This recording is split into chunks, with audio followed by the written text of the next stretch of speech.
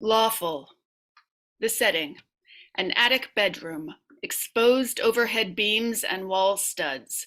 More than a dozen bookshelves have been constructed within the studs and hold a vast library that includes books on Spanish, French, German, Latin, Chinese, Russian, Greek mythology, ancient history, Napoleon, Hitler, Marxism, psychology, chemistry, botany, nuclear weapons, electronics, mathematics, and concordances of the Bible. Authors include Twain, Steinbeck, Orwell, Hugo, Dickens, Wells, Camus, Dostoevsky, Nietzsche, Shakespeare, and Joseph Conrad. A small bed, a wood-burning potbelly stove, an old door fashioned into a desk with two drawers, and a chair are the only comforts. Clean clothes hang from hooks on the walls. A well-used trombone sits on a stand in one corner. A small typewriter, papers, and open textbooks cover the desk, but otherwise the room is pin neat. There is a single door and window. The time, 1978. The house lights dim. Stage lights reveal only the front lip of the stage. The actor enters, dressed in a light blue Oxford dress shirt, khaki slacks, and brown cordovan shoes. He holds in one hand a large rolled parchment document bound by a crimson ribbon. He walks to the front center of the stage. Good evening. Welcome to this performance of the play Lawful, written by Michael David. Normally at this time, we would be asking the audience to turn off your cell phones, to unwrap your candies, and to take a moment to locate the nearest exit in the unlikely event of an emergency. But since this is a particularly intelligent play, and we assume the audience is also, we are not making such an announcement. My name is J.D. Cullum. Thank you for being here. This play is based on actual events. Most of the characters in the play are or were very real people. Few of the names have been changed. Our story begins with the reading of this document. He removes the ribbon and unrolls the document. As he does, the lights dim to a single spotlight tight on the actor, with the large document now hiding his face. Harvard University at Cambridge, in the Commonwealth of Massachusetts, the President and Fellows of Harvard College, with the consent of the Honorable and Reverend the Board of Overseers, and acting on the recommendation of the Faculty of Arts and Sciences, on this 12th day of June, in the year of our Lord 1962, have conferred the degree of Bachelor of Arts on Theodore James Kaczynski. The actor lowers the diploma, revealing Ted, 36. He rolls up the parchment and begins to tie the ribbon. Theodore. Everyone has always called me Ted, or Teddy. The lights rise to reveal the attic bedroom. The spotlight gradually dims out. Ted walks over to the bed, kneels down, and pulls out from underneath a 12-inch square wooden box.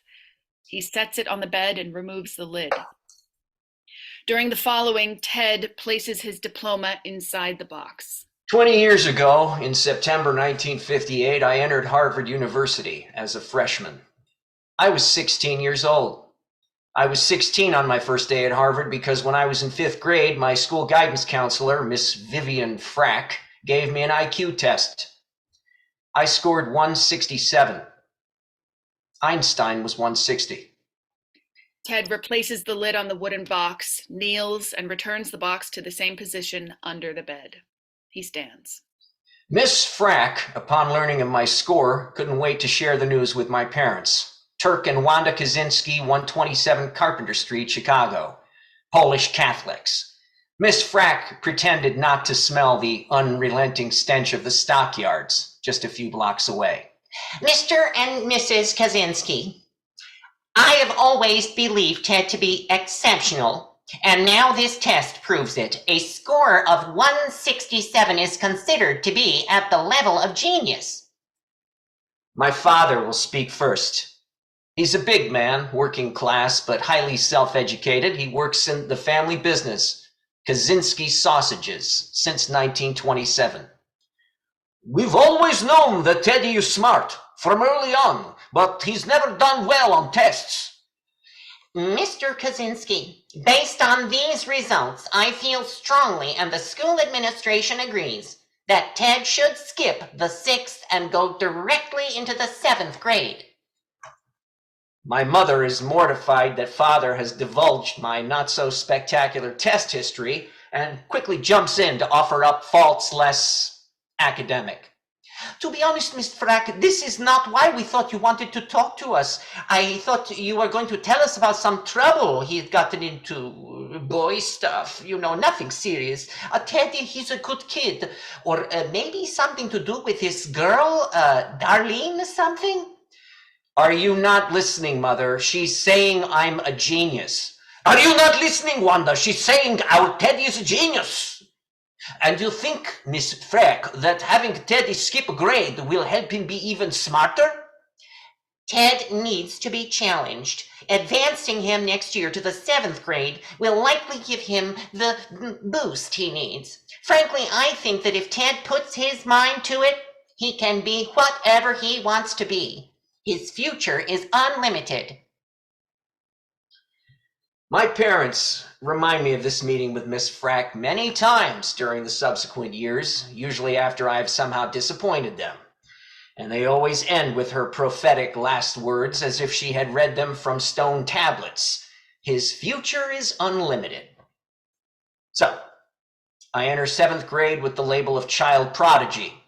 It doesn't take long for word to get around. Teachers love the gifted child. Schoolmates do not. You should go outside. It's a beautiful day. I can hear the boys playing Red Rover. They've already picked teams, Mother. Besides, I have to read this book for Monday. You should play more. People will talk if you never go outside. That same night after dinner, my father would come to my room. Your mother tells me you received a B in English. Well, I received A's in all my other subjects. But that B, there's no excuse for it. And in English, you speak English constantly. A B in English looks psychotic. People will think we're insane. The next year, my family moves from Chicago to Evergreen Park. When I ask my mother why we're moving, she says it's to provide me with a better class of friends. I am 12 years old, going to a new school where everyone is at least a year older and a stranger. I don't want to disappoint her, but making friends is going to be difficult. What was wrong with my suggestion to join the Boy Scouts? I enjoy reading, Mother. Why can't I just choose to be alone? Papa is telling me all the time to read more. Don't listen to your father. He's an idiot. And no mother wants her son to grow up to be a social misfit. Psychologists use the term socialization to define the process by which children are trained to think and act as society demands. A person is said to be well socialized if he believes in and obeys the moral code of his society and fits in well as a functioning part of that society. That is what my mother wanted above all else. Because if I was well socialized, it meant that my family, and more importantly, that she was well socialized. Evergreen Park Community High School is brand new my freshman year, with white lines yet to be painted on the parking lot and football field. So that means a majority of the students don't already know each other. My mother is convinced this will result in me quickly becoming instantly popular among my classmates. But I'm a serious student, a grind, a briefcase boy, a nerd. So my few friends are other grinds, briefcase boys, and nerds, like Randolph Wixon. I probably know Ted better than anyone else. We were part of a group that hung out together. We were both members of the National Honor Society. Sputnik had just gone up. Kids were being pushed hard into science. It required so much of our time that we had little left of it for girls. And Ted's relations with the opposite sex were more of the pigtails in the inkwell variety. And despite what the Chicago Tribune reported, Ted was not a loner. Not hostile, not obsessed with explosives. All high school kids want to make bombs. We were no exceptions, and Ted, being bright, knew how to do it.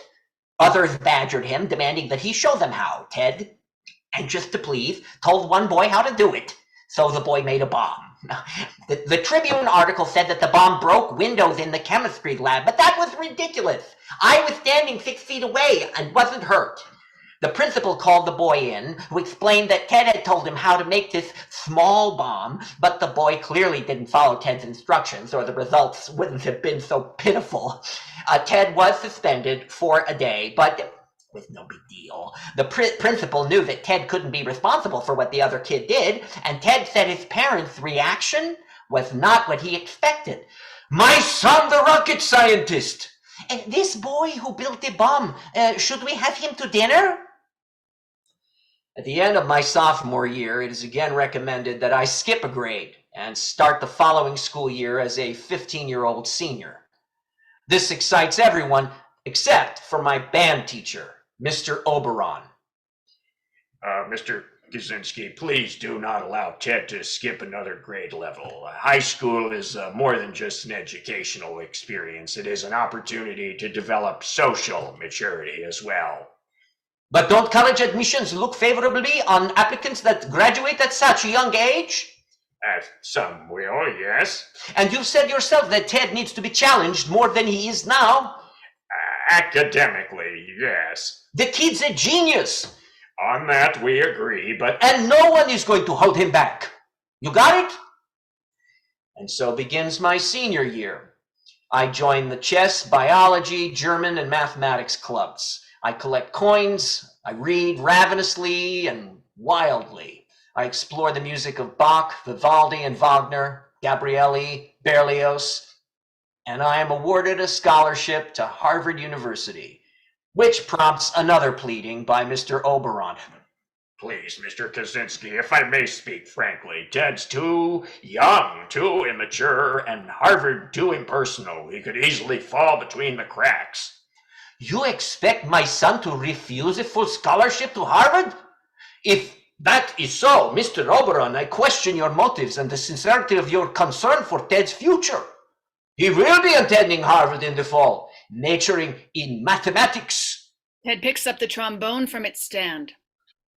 To first-generation Polish immigrants, a son attending Harvard is the pinnacle of the American dream. How can I deny them this? After all, it is Harvard.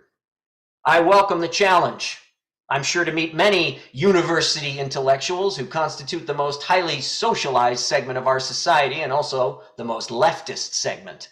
And leftists are such fun and so easy to confound. Harvard has a long and storied history, quite a contrast from Evergreen Park Community High with its paint still wet to the touch. Nathan March Pusey, the 24th president of Harvard University and in office during my attendance, will now provide some of the most momentous dates in the Harvard annals. Ted begins to play the opening allegro of Hector Berlioz's Roman Carnival Overture, Opus 9. After the first few bars, Ted stands and props the trombone against his chair. The music, however, continues. In 1638, John Harvard wills his library of 400 books and half his estate to the establishment of a college. In recognition, the Great and General Court orders that the college, agreed upon formally to be built at Cambridge, shall be called Harvard College. In 1642, the first Harvard commencement with 9 graduates. In 1776, 8 Harvard alumni signed the Declaration of Independence. In 1817, Harvard Law School is established. In 1836, Henry Wadsworth Longfellow is appointed professor.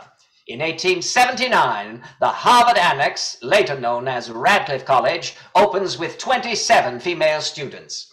In 1903, Franklin D. Roosevelt is elected president of the Harvard Crimson. In 1914, Professor Theodore William Richards wins the Nobel Prize in Chemistry, the first of 28 Harvard Nobel laureates. In 1955, Helen Keller is the first woman to receive a Harvard honorary degree. In 1975, an equal admissions policy for male and female undergraduates is adopted. This seems an appropriate point at which to conclude. A moment, then Ted resumes playing, seamlessly merging with music that has continued throughout. The sound comes only from Ted's trombone as the musical piece quickly reaches its conclusion.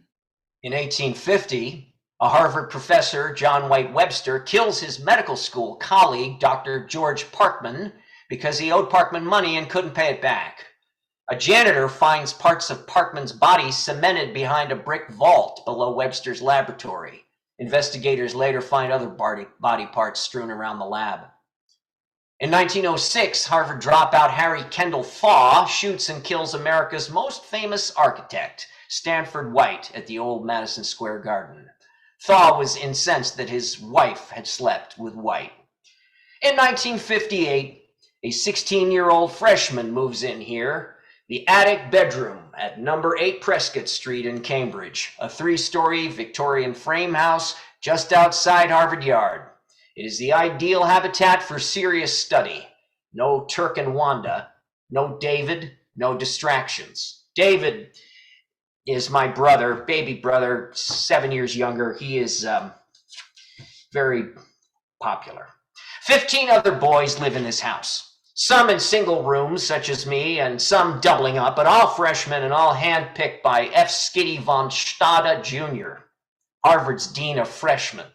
It occurs to me that we can use the Prescott House as accommodations for the brightest, youngest freshmen to provide these overstudious and less mature boys with a nurturing, intimate environment so that they won't feel lost as they might in the larger, less personal dorms.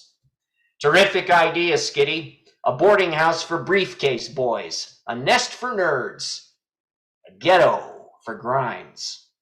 Ted picks up a Harvard curricular brochure from the desk. In the 1950s, all Harvard freshmen are immersed in what the college labels general education, Gen Ed. This is part of a nationwide curricular reform that seeks to inculcate a feeling, a sense of shared values among undergraduates through instruction in the Judeo-Christian tradition.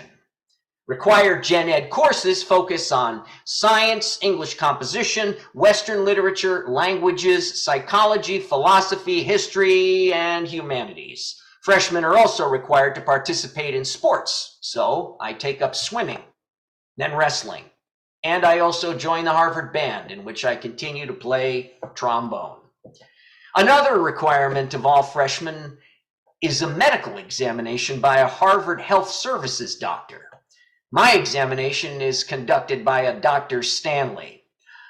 Mr. Kaczynski creates a good impression, talks easily, fluently, and pleasantly.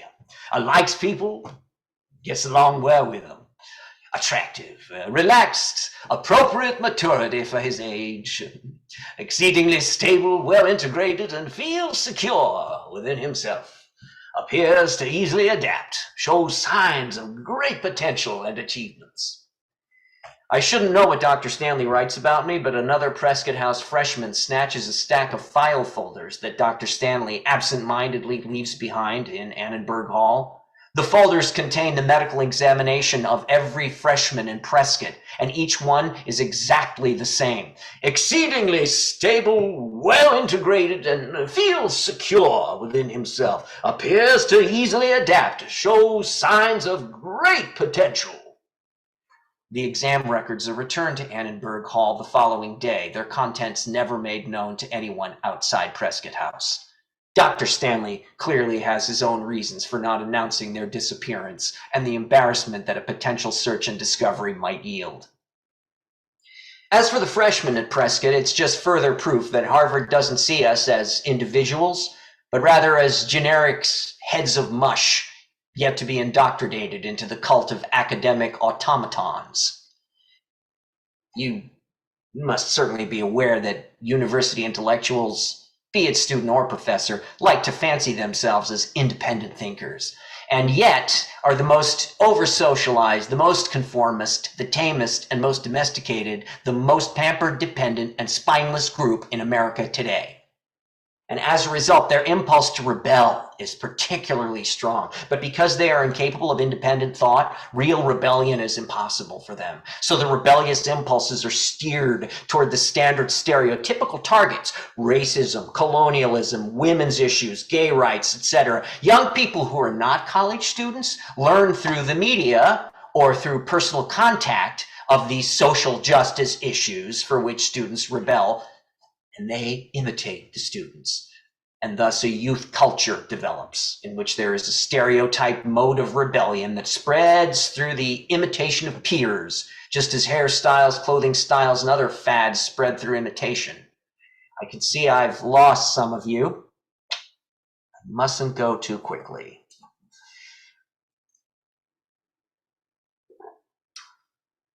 The fellow freshman who so deftly retrieved Dr. Stanley's carbon copy exam records was Peter Mackinaw. Peter also has a single room in Prescott House, but on the second floor and not nearly so expansive. I remember Peter as being somewhat of a snob, but otherwise harmless. Excuse me, I'm blind without glasses. Well, in his 4 years at Harvard, I don't recall Kaczynski speaking more than 10 words. He seemed to have a special talent for avoiding relationships by moving quickly past groups of people and slamming the door behind him. It seemed to me that he hadn't grown up yet. He never spoke when you met him in the hall, but then this was Harvard. Most undergraduates didn't speak to each other when they met, unless they were friends. So Kaczynski really wasn't that different from everyone else. Harvard had gathered a number of, unusual people as freshmen in 1958. I was certainly one of them, and packed Prescott House with as many as it would hold. Half of us, including Kaczynski, were majoring in mathematics. We were quite a serious, quiet bunch. I have been tempted recently to write a book about those years at Harvard, emphasizing the hardships inflicted on the public school graduates of the freshman class who were used, abused, and ignored. Peter really shouldn't have said that last part about writing a book, and why. It's a teaser that might cause many of you to be unfairly biased. So try to forget he said it. That first year, my freshman year, passes uneventfully. I earn A's in German, physics, and mathematics, B's and C's in my other courses. I struggle most with Humanities 5, also known as Hum 5. Ideas of Man and the World in Western Thought.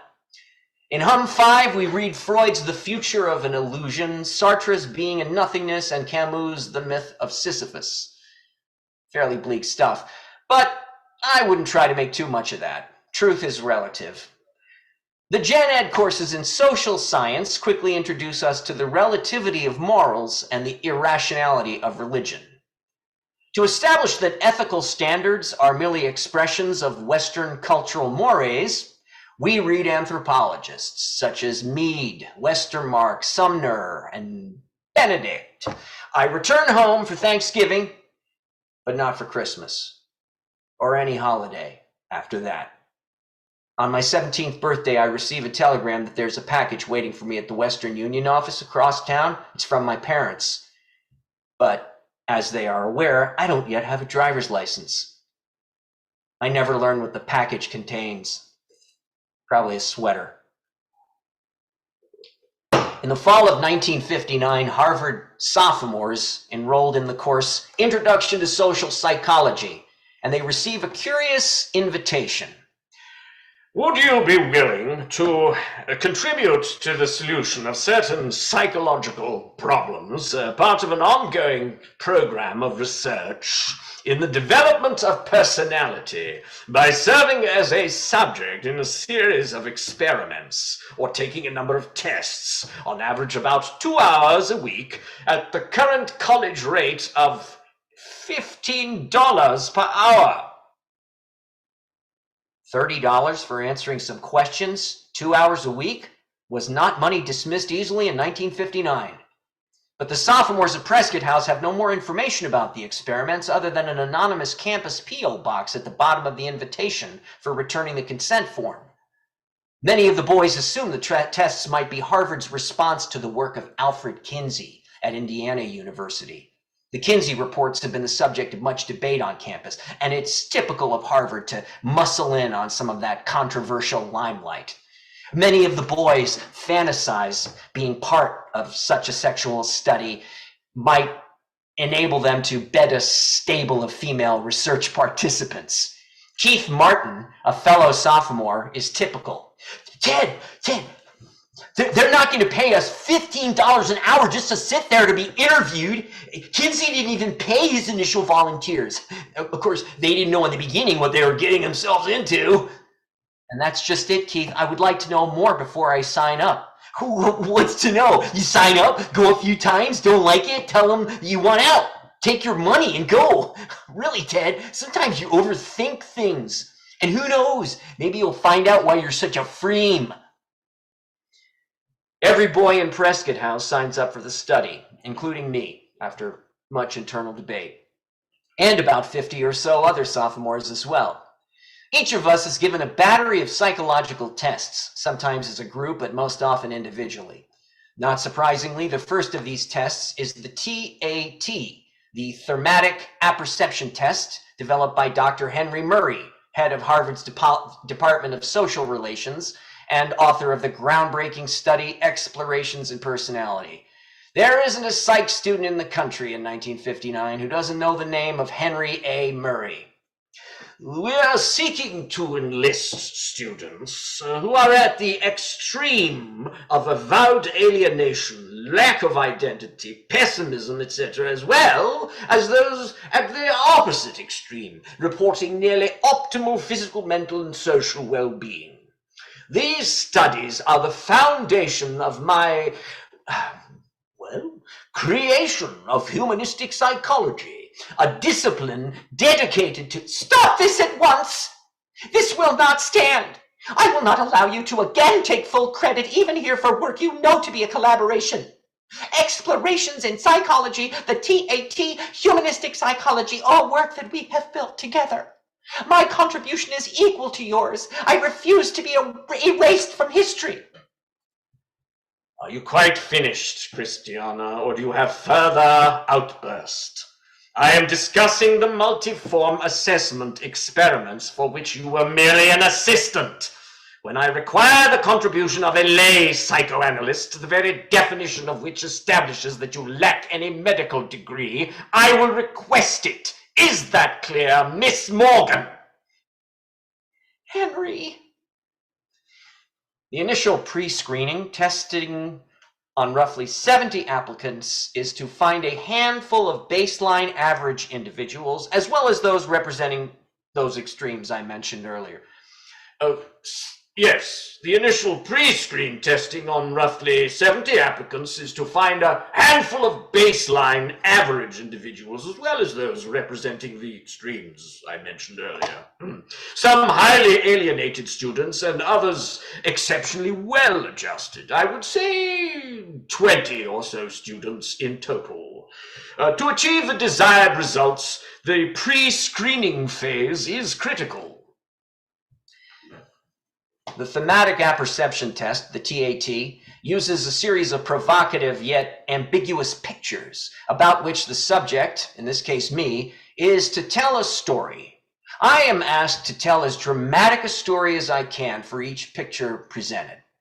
The participants never meet Dr. Murray during these pre-screening tests. Instead, I am introduced to his assistant, Kenneth Keniston. The rationale behind the TAT technique is that by asking people to tell a story about a picture, their defenses are lowered. They don't realize the sensitive personal information they are divulging by creating the story. Keniston has retrieved a card the size of notebook paper. Ted, please tell me about this next picture. Let's see, an older woman, probably in her 60s or 70s, is staring out the window. A man, he looks to be about 30, stands behind her looking down, his hat in his hands. He's wearing a suit. She is wearing matronly style clothing. She is his mother. The man has just told her that he is leaving town and she will never see him again. He is leaving to do very important work, but not for the government. He belongs to a secret organization, so there's only so much he can tell her. She doesn't understand and is shut down emotionally. She saw this coming. The father is dead. The other son, the man's brother, has been committed. She will be alone. And still, the man must leave to do the work he knows he must do. He waits a moment because he should, and he walks out the front door. It closes after him. He never sees his mother again. After weeks and weeks of these screening tests that include the MMPI, a Rorschach test, a temperament questionnaire, word association tests, and the Wyatt finger painting test, we are interviewed by Murray's team and asked specific, intimate questions on a range of subjects from thumb-sucking and toilet training to masturbation and erotic fantasies, all in the name of science. Hey, Ted, do you know how many of us they're going to choose at roundup time? What's round? After summer vacation, ding-a-ling. I heard Keniston say 20 or so. Will you do it if they pick you? I don't know. You? Oh, yeah, sure. Probably. I think the creepy shit is over. I sat for an hour last week describing in detail what I think about when I'm jerking the gherkin.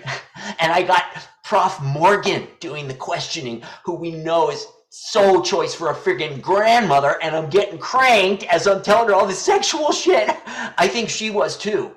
She was not. And don't let Murray hear you talking about her like that. Not her. You're a goof. There's nothing going on between those two. They're married to other people. We'll see, Keith. But she does razz my berries. From the 70-something applicants, 22 are selected to continue in what Murray has termed the experiment. I am one of the chosen, as is Keith. We are now juniors, upperclassmen, and as part of the experiment, we are each given a code name, and we are not to be told of the code name assigned to us, which has been selected by Dr. Murray himself, with the assistance, of course, of Professor Morgan. All right then, Christiana, who's next? Robert Baker. The kid with the speech impediment? That's the one. Baker is B, so C. We'll give him the code name Cleft. Oh, that's rather cruel, Henry. You'll never know. Write it down. Who's next? Theodore Kaczynski. Ted. I can't place him. The young one with the 167 IQ. Oh, right. I don't think he's said more than 2 words since he started with us. But he seems to be a good boy. What was his TAT result? Let's see. Here. A complete lack of any mental illness. Kaczynski, K. L. What starts with L? Likeable? Not quite right. Lawful. Yes, that's it. Write it down. Lawful. The first assignment we are given as participants in the experiment is to each write our personal philosophy of life. We are encouraged to be bold in our thesis and aggressive in our argument. Ted begins to write. Modern man is strapped down by a network of rules and regulations, and his fate depends on the actions of persons whose decisions he cannot influence. Ted picks up several sheets of paper and stands, slowly walking down stage as he reads. This is not accidental. It is necessary and inevitable in any technologically advanced society. The system has to regulate human behavior closely in order to function. At work, people have to do what they are told to do. Otherwise, production would be thrown into chaos. Bureaucracies have to be run according to rigid rules. To allow any significant personal discretion would disrupt the system and lead to charges of unfairness due to differences in the way individual bureaucrats exercise their discretion. The regulation of our lives by large organizations is necessary for the functioning of an industrial technological society. The result is a sense of powerlessness on the part of the average person. The system does not and cannot exist to satisfy human needs. Instead, it is human behavior that has to be modified to fit the needs of the system. This is not the fault of capitalism, and it is not the fault of socialism. It is the fault of technology, because the system is guided not by ideology, but by technical necessity. Of course, the system does satisfy many human needs, but generally speaking, it does this only to the extent that it is to the advantage of the system to do it. It is the needs of the system that are paramount, not those of the human being. For example, the system provides people with food because the system couldn't function if everyone starved. It supports people's psychological needs whenever it can conveniently do so, because it couldn't function if too many people became depressed or rebellious. But the system, for good, solid, practical reasons, must exert constant pressure on people to mold their behavior to the needs of the system. Need more technical personnel? A chorus of voices encourages kids to study science. No one stops to ask if it is inhumane to force adolescents to spend the bulk of their time studying subjects most of them hate. It simply is taken for granted that everyone must bow to technical necessity. Ted begins to read again from the paper in his hands. Electricity, indoor plumbing, transistor radio. How could one argue against any of these things or against any of the other innumerable technical advances that have made modern society? It would have been absurd to resist the introduction of the telephone, for example. It offered many advantages and no disadvantages. Yet all of these technical advances taken together have created a world in which the average man's fate is no longer in his own hands or in the hands of his neighbors and friends, but in the hands of politicians, corporate executives, and remote anonymous technicians and bureaucrats that he, as an individual, has no power to influence. The concept of mental health in our society is defined largely by the extent to which an individual behaves within the needs of the system and does so without showing signs of stress. Efforts to make room for a sense of purpose and for self-determination within the system are no better than a joke. Ted writes this last sentence. It would be better to dump the whole stinking system and take the consequences. These are 2 pages of the final 17 that I submit to Murray's team as part of my personal philosophy of life. I also have sections on the nature of freedom, over socialization, the true motivation of scientists, bureaucratic control of human behavior, and the future of humanity in our industrial technological society. Ted stands abruptly and walks quickly downstage. Mr. Keniston? Yes? Oh, Ted. Oh, I wanted to talk to you about your essay. Oh, so you've already read it? I wanted to ask, but it's only been 2 days. The staff is reviewing all of them now. Oh, I thought you would be reading it. I will at some point, but I want to talk to you about... Excuse me, Mr. Keniston, but when you asked me to write the essay, you said that you would be reading it. And I will. I've been told it's quite remarkable. You never said anyone else would be reading it. I didn't? I'm sure I must have. We have a team of... No, you didn't. I'm very sure of that. You said, I will be reading it, and then we will sit down to discuss. And that is still true. But as part of Dr. Murray's study, all of the boys' essays are reviewed by the team before... That is not what you told me. That is very different from what you told me. I think you likely misunderstood. If I gave you the wrong impression, I apologize. I do. But what I want to discuss with you now are next steps. The staff is reviewing the essays so that we may match one undergrad with another for the purpose of having each debate the respective merits of their unique philosophies of life. What do you mean, debate? Well, not debate exactly. More like discuss. Ask questions, challenge each other's assumptions. It's an opportunity to grow, to be exposed to new ideas, to learn more about a fellow undergrad. I don't want any of these idiots reading my essay. But you'll be allowed to read theirs, his, one student's, and you'll each still be under the confidence agreement you signed initially, so you can't share what you've learned about each other. That's tremendously comforting. So who am I to be paired with? That decision hasn't yet been made. When do we read each other's essay? That will be part of the first meeting. Will Dr. Murray be there? In the room? No. No one else except your classmate. Then how is this helpful to Murray? Hold on, Ted. Too many questions. Everything will be explained to you as part of the process. Don't get ahead of yourself. Your first session is to be on Thursday. This Thursday, 10 a.m. at the annex. And I'm to do nothing before then? Nope. Just be there in 3 days. Ready to be stimulated. I don't know what to make of any of this conversation. Dr. Murray's lack of involvement surprises me.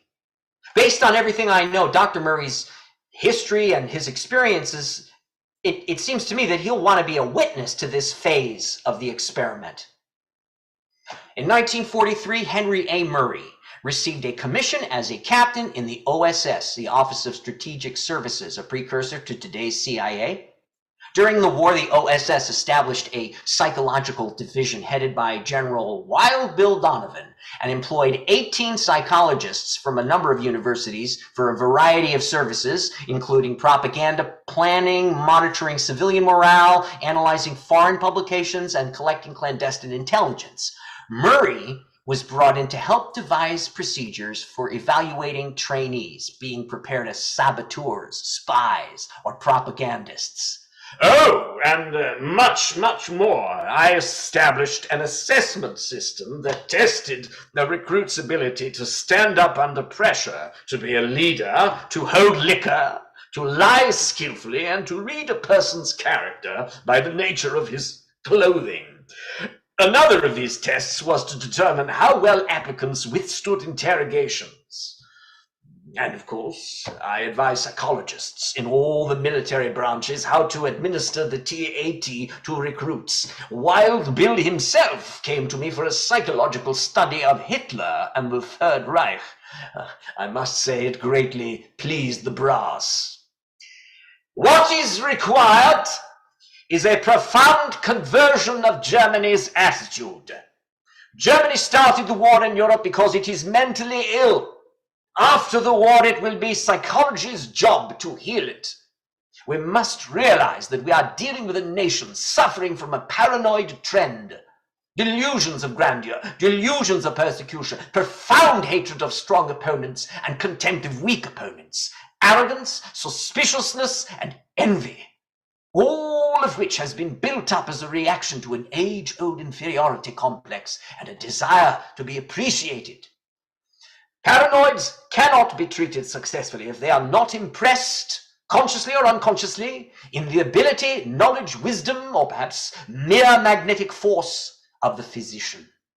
The indwelling, burning hunger of the paranoid is for recognition, power, and glory, praise from those whom he respects. This hunger should be appeased as soon as possible, so that the paranoid thinks to himself, "Oh, the great man appreciates me. Together we can face the world." It is as if he is thinking, "This man is God, the Father, and I am his chosen son." Jesus Christ! Christiana? So who are you in this scenario, the paranoid or the God? Clearly, if you were listening, you would... Because it's very difficult to tell you apart. Them, I mean. To tell them apart. And what you were describing is a narcissist, not a paranoid. Does the OSS understand how incredibly stupid you are? What are you doing here? Since your move to DC, I never see you anymore. I'm very lonely in Cambridge, man soul. Your little Wona misses you. That's extremely unattractive. And keep your voice down. Josephine will hear you. Fuck you, Harry! You don't have to remind me that you're still married and I'm a widow. Do you want to know why I'm really here? Why I've been driving for 8 fucking hours? I came to DC, to your home, to tell you that I am planning to remarry. How do you like that? Fine. I don't believe it, but I like that just fine. Congratulations. Now please go back to Cambridge. Fuck you, Harry. Yes, well. I'm staying at the Willard on Pennsylvania Avenue for the weekend. And I brought the toys. Will I see you tonight? Absolutely not. Maybe. Today is Thursday, 10 a.m. The lights suddenly snap off. Hello? It's Ted. I'm Ted Kaczynski. I was told to come to room 530. 2 blinding white spotlights pop on, both beams aimed at the chair. Beside the chair is now a cart holding a dozen or so electrodes wired to a monitor. On the other side of the chair is a small, ornate mahogany table on which sits a glass of water and a flowering plant. The most obvious change in the attic bedroom, however, is that the entire length of bookcases on one side wall has been replaced by a one-way mirror. Ted is standing in the shadows, but steps forward quickly to meet Dr. Stanley. Dr. Stanley, Have a seat, Mr. Kaczynski. I'm surprised to see you here. Oh, it's only for a few minutes. Please have a seat. Ted sits in the chair, squinting as he encounters the full beams of the spotlights. Geez, those are bright. Please extend your left arm. What's going on? May I remove your watch? Sure. I'll get that back, right? This is an electrodermograph, or EDG. These electrodes measure the skin's electrical responses to unexpected stimuli through an increase in sweat gland activity. The electrodermograph imposes an imperceptible current and measures how easily it travels through the skin. When the level of sweat in a sweat duct increases, conductance increases. Skin conductance is measured in microsiemens, which means millionths of a Siemens. Most of the boys giggle at that. Well, there you go. That'll do it. It's important that you stay very still. Try not to move around if you can help, especially your arm. Any questions? What happens now? Where's my, what would you call him, my debate partner? You will be joined shortly. It was good to see you again.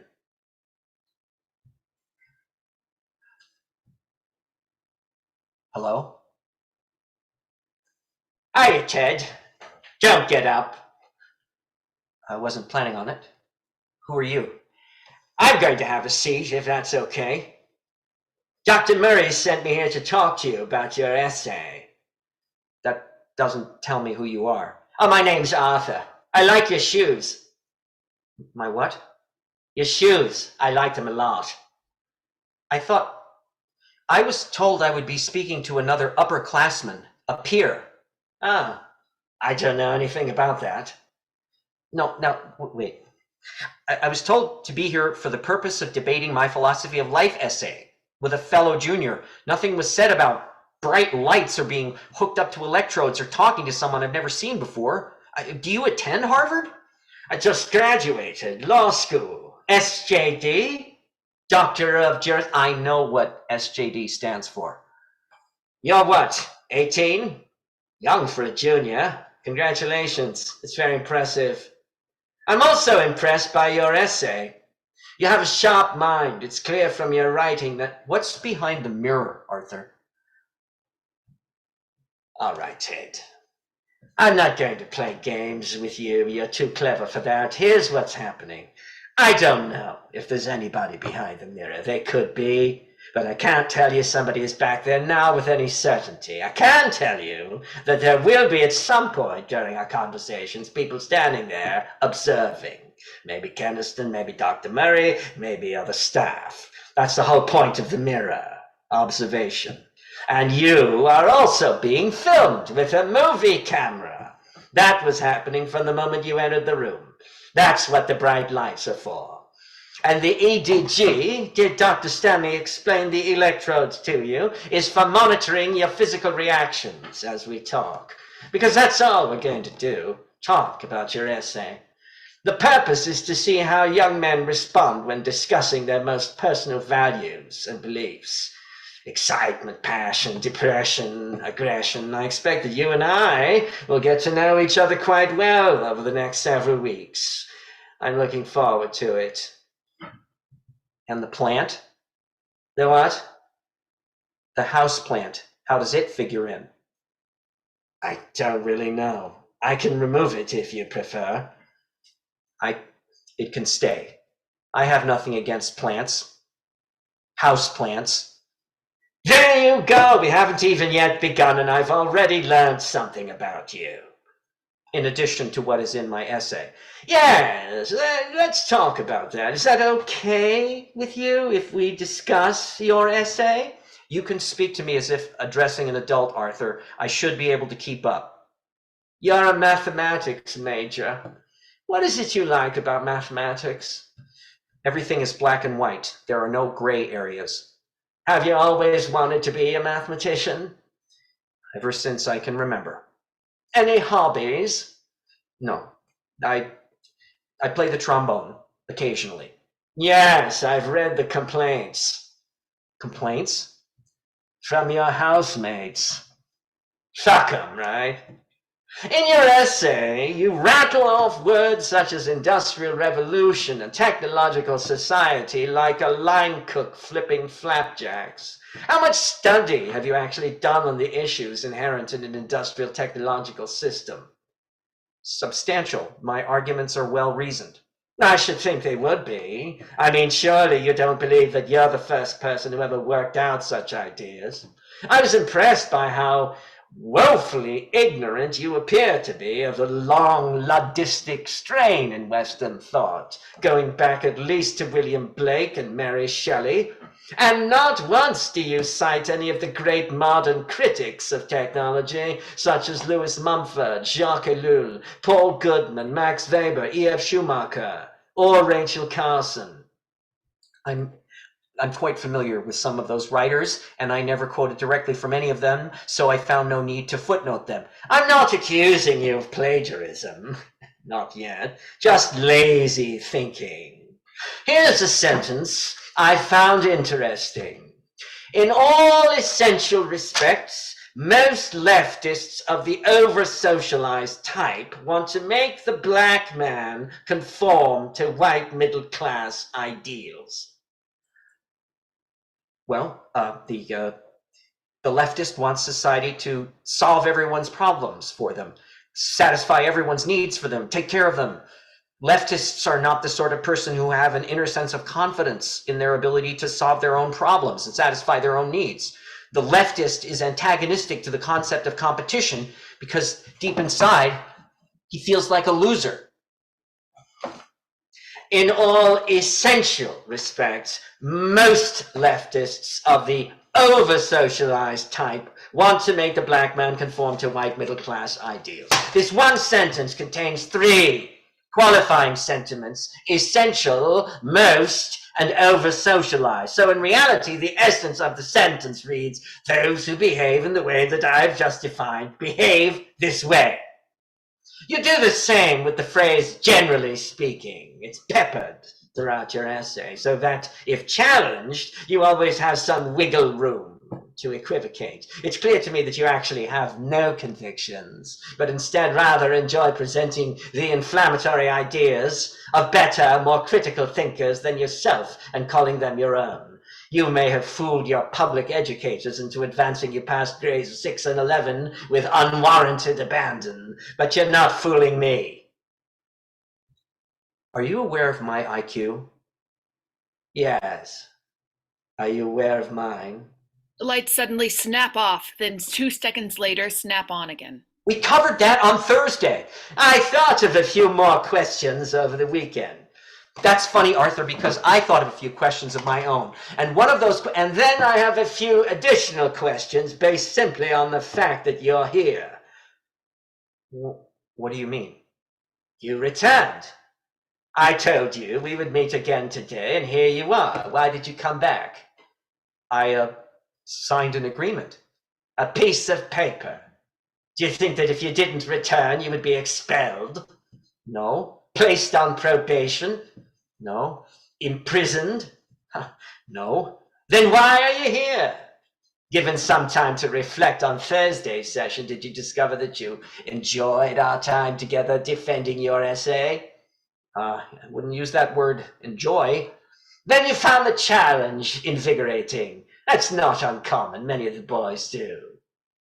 Well, you can go with that. Because the only other option is that you're doing it for the money. Is that it, Ted? Are you just here for the money? Does $15 really mean so much? The money is not unimportant. But while on the subject of money, I have a question. Who is funding this experiment? I don't think it's the psych department or even Harvard. Who's paying for all of this? I wouldn't know. Why does it matter? Because I suspect this all has something to do with Dr. Murray's past, maybe even ongoing work with the CIA. Everyone is aware of it. Harvard, hell, not just Harvard, most all universities are thick as thieves with the US military-industrial complex. But I'm not telling you anything you don't already know. Ted, this theory of yours displays a remarkable degree of paranoia. Paranoia is the over-application of logic. I'm not paranoid. You're accusing me of being employed by the CIA? Not directly, no. Your paycheck is from Harvard, but I'm willing to bet the money isn't. Wow. It's like watching a Guernsey cow trying to reassemble a cuckoo clock. Lights snap off, then 2 seconds later snap on again, just as before. It's one word! One word in 17 pages. One of so many words you use incorrectly or clumsily or crudely. Your command of the English language has proved to be a great disappointment to the research staff. We expected so much more. Fate! Yes? Do you understand its meaning? Of course I do. Then how can you write the sentence, "Yet all of these technical advances taken together have created a world in which the average man's fate is no longer in his own hands"? The very definition of fate is a future inevitably predetermined. Fate never was in man's hands. If it was, it wouldn't be fate. That's the mistake of a 9-year-old.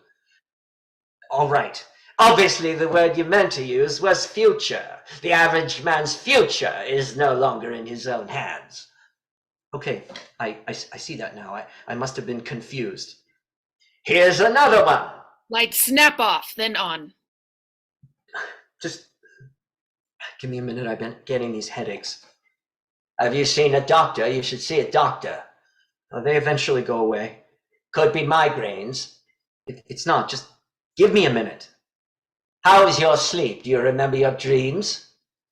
Why? Lights snap off, then on. Your complete rejection of collectivism is quite revealing. You are asking me to believe that cities did not even exist before the Industrial Revolution. Most pre-industrial societies were predominantly rural. And you're doing it again. Most predominantly. Why are you so afraid to take a fucking stand? It is well known that crowding increases stress and aggression. Are you now a sociologist as well as a mathematician? The degree of crowding that exists today and the isolation of man from nature are obvious consequences of technological progress. You seem to think that man is most happy in a rural, nearly anarchist society of subsistence farming. Anything less would constitute, in your words, a loss of freedom. Such societies as you propose require a daily battle against the threats of being killed, robbed, or raped. Your idea of utopia terrifies me. Lights snap off, on. Did you see a doctor? No, I'm able to control them. I've discovered something. What? Something that makes the headaches go away? It doesn't matter. It doesn't always work. I'd like to know. I'm sure it's quite remarkable. It's a kind of self-hypnosis. I imagine I'm somewhere that's not here, doing something I've never done. It's all in my head, but in a funny way, it gets me out of my head. Where are you now, Ted? Describe it to me. It's a one-room cabin. Montana, Wyoming, maybe North Dakota. A day in January. I wake up early. The sky is just starting to get light. Snow is falling. I get out of bed and dress quickly because it's cold in the cabin. I start a fire in my stove and put on a pot of water. When the water comes to a boil, I dump in rolled oats and stir them until they are cooked. After I eat, there's a little more light and I can see that it's no longer snowing. The sky is clear. Because of the fresh snow, it's a good day for rabbit hunting. So I take an old beat-up single-shot .22 down from the wall, slip a cartridge box in my pocket, put on my snowshoes, and take off. There's a hard climb to get up on top of the ridge, and then a Level walk of a mile or so to get to the open forest of lodgepole pines where I want to hunt. A little way into the pines, I find the tracks of a snowshoe hare. I follow the trail around and around through its tangled meanderings for about an hour. Then, suddenly, I see the black eye and the black-tipped ears of an otherwise white snowshoe hare. It's always the eye and the black-tipped ears that you notice first. The bunny is watching me from behind the tangled branches and green needles of a recently fallen pine tree. The rabbit is about 40 feet away, but it's alert and watching me, so I won't try to get closer. But I have to maneuver for an angle to shoot from so that I can have a clear shot through the tangle of branches. I line up the sights on the rabbit's head at a point just behind the eye, hold steady, and ping! The rabbit is clipped through the head. Such a shot kills the rabbit instantly, but its hind legs kick violently for a few seconds so that it bounces around in the snow. When the rabbit stops kicking, I walk up to it and see that it's quite dead. I say aloud, "Thank you, Grandfather Rabbit." Grandfather Rabbit is a kind of demigod I've invented who is the tutelary spirit of the snowshoe rabbits. I stand for a few minutes looking around at the pure white snow and the sunlight filtering through the pine trees. I take in the silence and the solitude. It's good to be here. When I have 3 rabbits, I head back to the cabin. 6 or 7 hours have passed. At the cabin, my first task is to peel off the skins of the rabbits and remove their guts. Their livers, hearts, kidneys, brains, and some assorted scraps I put in a tin can. I hang the carcasses up under a shelter, and then do some chores, splitting some wood maybe, or collecting snow to melt for drinking water. I put the pot on to boil, and then add some dried wild greens in the livers and other internal organs of the rabbits. By the time it's all cooked, the sky is getting dark. I eat my stew by the light of a kerosene lamp. Or maybe I open the door of the stove and eat by the light of the fire. I finish off with a handful of raisins. I'm tired, but at peace. I sit for a while in front of the open door of the stove, gazing at the fire. I may read a little. More likely, I'll just lie on my bed for a time, watching the firelight flicker on the walls. When I get sleepy, I take off my clothes, get under the blankets, and go to sleep. A moment, frozen in time, then the lights snap off. Immediately, we hear in the darkness the crack of a whip on bare flesh. Ow! Not quite so hard! Another whip crack. Ow! That hurt, Henry! That's the idea. Not that much. If it doesn't hurt, I'm not doing it right. You once said if it doesn't hurt, it's not love. I never said that. You did! Ow! This isn't about love. It doesn't matter. Use the whip again. Harder. Another whip crack, the loudest yet. Ow! Shit! Lights up on the attic bedroom. The chair remains center stage, but the electrode cart and small table are gone, as are the trombone and stand. The one-way mirror has been replaced by the previous bookshelves. And now, joining the books on the shelves are canned goods and foodstuffs. My conversations with Arthur never grow to be less unpleasant. They're always the same. The same room, the same furniture, the same lights. But after the 11th meeting, there are no more electrodes. I'm never told why. Week after week, month after month, the Murray experiment continues into the spring semester of my senior year until one day I arrive at room 538 and the door is locked. The experiment is over. I have been deceived. There is never a moment, not a single moment in the 3-year-long experiment that occurs as I am told it will. Many of us who volunteered for the experiment were hoping to learn something about ourselves to help us gauge our own strengths and weaknesses. Instead, I learned that I have no trustworthy way of knowing. One last scene at Harvard. 3 weeks prior to graduation and a final grade of 98.9, I am summoned to the office of Dr. Murray. Mr. Kaczynski, have a seat. I prefer to stand if it's all right with you. I've been sitting all morning. I'm having one final meeting with all of the experiment participants prior to graduation. This is our first meeting. What are you talking about? We've never met before today. I'm sure you're mistaken. No, I've attended some of your lectures, but this is the first time we've spoken. Impossible. In all your time at Harvard? Yes, 4 years. Oh, is that right? Well, better late than never, as the saying goes. Anyway, I'm meeting with all the dyad participants. I have, just a few minutes, so please quickly share with me your feelings regarding the dyadic interactions and the past 3 years. That's the first I've heard them called that. Dyadic. My terminology, you understand the concept, of course. Of course, in mathematics, a dyad is two vectors with no symbol connecting them. But as it applies here, it would be the definition of two persons involved in an ongoing relationship, from what I understand. Your understanding is of no importance, but your thoughts on the dyadic interactions. I enjoyed them immensely. Thank you for the opportunity. Can you elaborate? Not at this time. I'm still processing the experience. I've reviewed the films, the electrodermograph results, and the session notes. I'm surprised to hear you say you enjoyed the process. Will that be all? No questions? No. Yes, one. Have you heard of the Nuremberg Code? You volunteered, Mr. Kaczynski. You signed consent forms. But it wasn't informed consent, was it?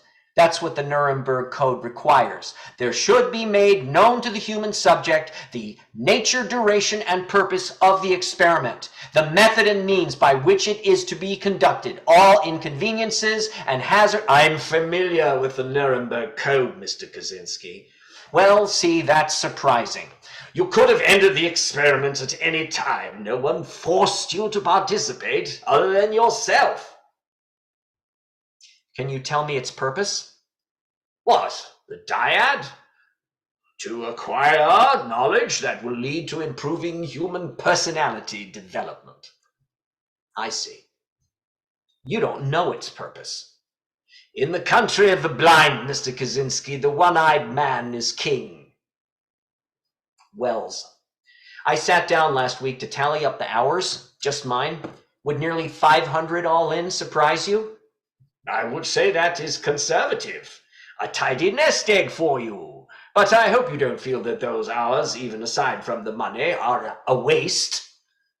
No, actually, I have some clarity now on some things that I did not have before. On what, for instance? Just curious. I'm not sure I want to share that with you.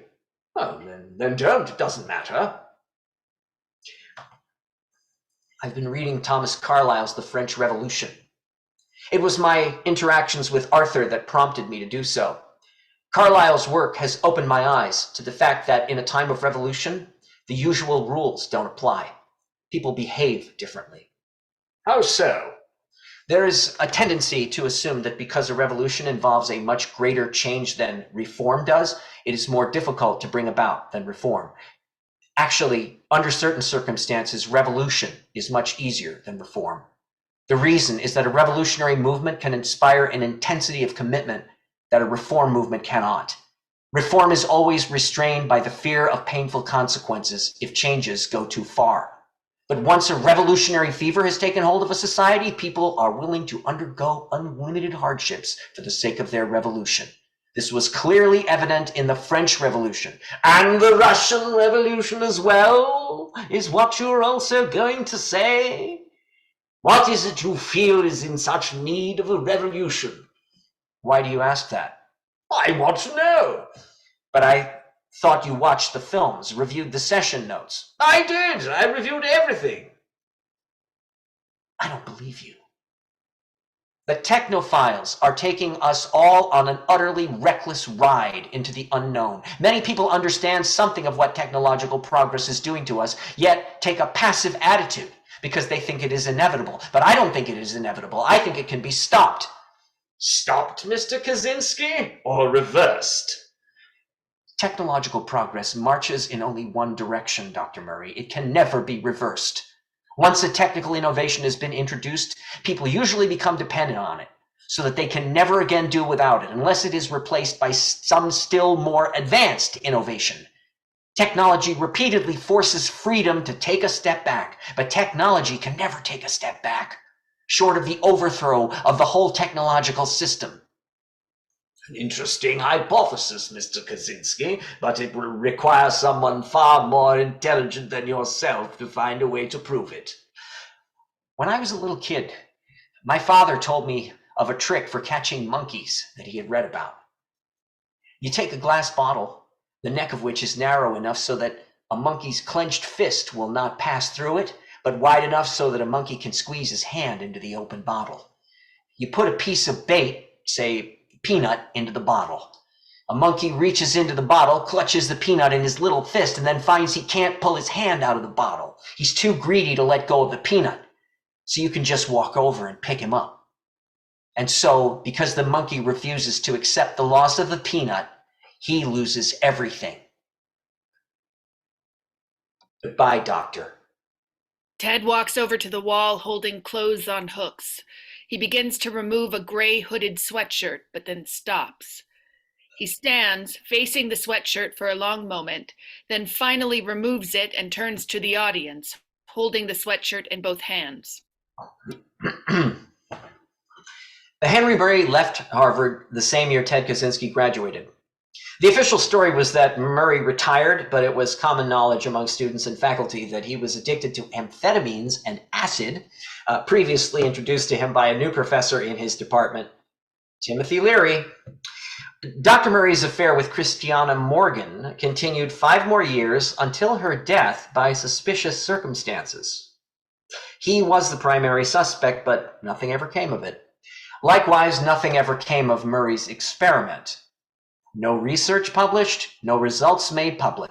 Everything having to do with the 3 years of dyadic interactions with 22 graduate students was retired along with Dr. Murray.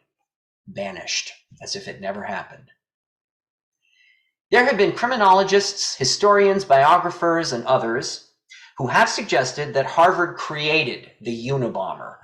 Yes, Murray's experiment definitely aimed at psychic deconstruction by humiliating some of Harvard's most vulnerable students. And yes, Kaczynski's anti-technological fixation and his later published manifesto had some roots in the Harvard curriculum. But Kaczynski's crimes can by no means be laid solely at Harvard's doorstep. Nothing is that simple. Kaczynski's early family life, his extreme intelligence, his rapid advancement through primary and secondary schools, his obsession with mathematics, all of these could have been contributing factors, or none of them.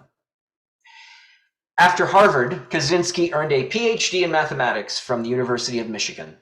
He then taught mathematics briefly at UC Berkeley, after which he dropped out of society, moving to an isolated one-room cabin in Montana, where he hunted rabbits for 18 years. The actor slips into the gray sweatshirt, leaving the hood down. When he again looks at the audience, he is once more the 36-year-old Ted. The Industrial Revolution and its consequences have been a disaster for the human race.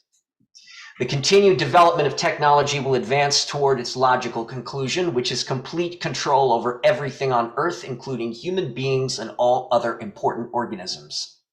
Ted sits at his desk. He opens a drawer and removes a curly, reddish-blonde wig and mustache. During the following, he applies them both using a hand mirror to check his work. There is no choice. We must work to heighten the social stresses within the system so as to increase the likelihood that it will break down, or be weakened sufficiently so that a revolution against it becomes possible. It will then be necessary to develop and propagate an ideology that opposes technology and the industrial society, if and when the system becomes sufficiently weakened. And such an ideology will help to assure that if and when industrial society breaks down, its remnants will be smashed beyond repair, so that the system cannot be reconstituted. Factories should be destroyed, technical books burned, technologists imprisoned, etc. Otherwise, the human race might easily permit itself to drift into a position of such dependence on machines that it will have no practical choice but to accept all of the machine's decisions. As society and the problems that face it become more and more complex and machines become more and more intelligent, people will let machines make more of their decisions for them simply because machine-made decisions will bring about better results than man-made ones. Wig and mustache applied, Ted stands and walks over to the bed. He bends down and retrieves from under the bed the wooden box in which he stored his diploma. Eventually, a stage will be reached at which the decisions necessary to keep the system running will be so complex that human beings will be incapable of making them intelligently. At that stage, the machines will be in effective control, and people won't be able to just turn the machines off, because they will be so dependent on them that turning machines off would amount to suicide. Ted sets the box on the bed and removes the lid. The scientists, academic intellectuals, engineers, corporate executives, and politicians who consciously and intentionally promote this technological progress are criminals of the worst kind. Justice and punishment will be demanded. Ted lifts the hood of the sweatshirt up over his head, then retrieves aviator sunglasses from a sweatshirt pocket and slips them on. Ted appears to us now as the widely disseminated FBI forensic sketch of the Unabomber. In the campaign against an overly industrialized society, loss of life is a necessary evil. Ted picks up the wood box and walks with it to the front of the stage. As he does, the stage lights dim to black and Ted is lit once again by only a single spotlight. And history shows that very often, violence does work. Ted slowly tilts the wood box towards the audience, revealing its contents: a galvanized metal pipe with end caps, a timer, a large battery, and various colored wires connecting it all. Experiment number 1. 2 seconds, then the spotlight beam snaps off. Complete darkness. End of play.